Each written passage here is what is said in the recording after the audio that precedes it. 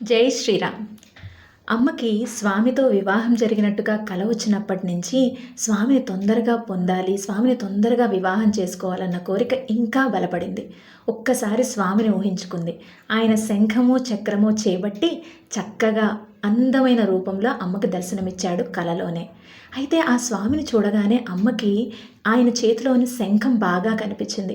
ఆ శంఖాన్ని అడుగుతుంది, ఓ శంఖమా, ఎంత అదృష్టవంతురాలివే నువ్వు, ఎప్పుడు స్వామి చేతిలో చక్కగా నివాసం ఏర్పరచుకున్నావు, నీ పర్మనెంట్ హౌస్ ఆయన స్వామి చెయ్యే కదా అని అంటోంది.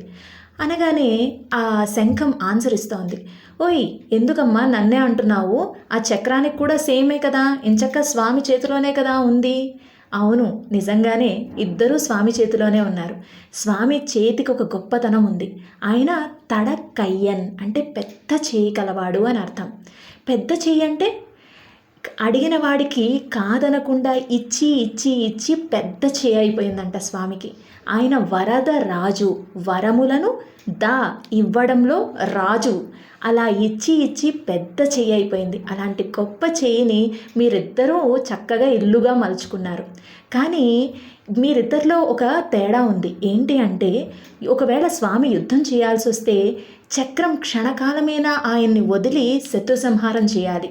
కానీ నువ్వో శత్రు సంహారం స్వామి చేయాలంటే ఆయన యుద్ధంలో నిన్ను తీసుకుని చక్కగా పూరిస్తాడు పెదవులకు ఆంచి. అబ్బా, ఏం అదృష్టమే నీది. స్వామి అధరామృతాన్ని సేవిస్తున్నావు కదా శంఖమా, చెప్పవే ఎలా ఉంటుంది ఆయన అధరామృతం? తేనెలా ఉంటుందా? ఎలాంటి పరిమళాలు ఉంటాయి? పచ్చకర్పూరంలా ఉంటుందా ఆ సుగంధం, లేక తామర తోడులో వచ్చే మంచి సుగంధం అలా ఉంటుందా? చెప్పవా ప్లీజ్, ఎలా ఉంటుంది చెప్పవా ప్లీజ్ అని అడుగుతోంది. శంఖం ఆన్సర్ ఇవ్వట్లేదు. అమ్మకు కొంచెం కోపం వచ్చింది. చాలే, బాగానే బెట్టు చేస్తున్నావు, స్వామి అధరామృతాన్ని సేవిస్తున్నావని నీకు బాగానే పొగరుగా ఉన్నట్టుంది అని కొంచెం కోప్పడుతోంది. అంతేలే, సముద్రంలో పుట్టావు, పంచనుడనే రాక్షసుడి కడుపులో చేరి పాంచజన్యం అని పేరు తెచ్చుకున్నావు, అందుకే కదా అంత బెట్టు చేస్తున్నావు, ఆ రాక్షసుడి పోలికలు నీకు వచ్చినట్టున్నాయి అని కొంచెం కోప్పడుతోంది. మళ్ళీ భయం వేసింది. అమ్మో, ఇలా తిడితే శంఖం ఆన్సర్ ఇవ్వదేమో, సో ఇంకొకసారి బతిమాలాలి శంఖాన్ని అని చెప్పి, ప్లీజ్ శంఖమా చెప్పు, ఎలాంటి పరిమళాలు వస్తాయి స్వామి అధరామృతం చెప్పవా ప్లీజ్ ప్లీజ్ అని అడుగుతోంది. శంఖం ఇంకా ఏమీ ఆన్సర్ చేయట్లేదు. అయినా నువ్వు గొప్పదానివే, ఎందుకంటే తినే తిండిని బట్టి మన గొప్పతనం తెలుస్తుందట. బీదవాడు గంజి తాగుతాడు, ధనవంతుడు పరమాన్నాన్ని తింటాడు. నువ్వు అన్నిటికన్నా గొప్పదైన స్వామి అధరామృతాన్ని ఎప్పుడూ నిరంతరం సేవిస్తున్నావు. ఎంత గొప్పదానివే నువ్వు. నిన్ను చూస్తుంటే మాకు అసూయ కలుగుతోంది. 16,000 మంది గోపికలు మేమందరం అనుభవించాల్సిన ఆ ఆనందాన్ని నువ్వు ఒక్కదానివే అనుభవించేయడం నీకు ఇదేమైనా భావ్యంగా ఉందా? ఒక్కసారి ఆలోచించు. స్వామికి మా గురించి చెప్పవా? ఎప్పుడూ స్వామి చెవి దగ్గరే ఇల్లు కట్టుకుని ఉన్నావు.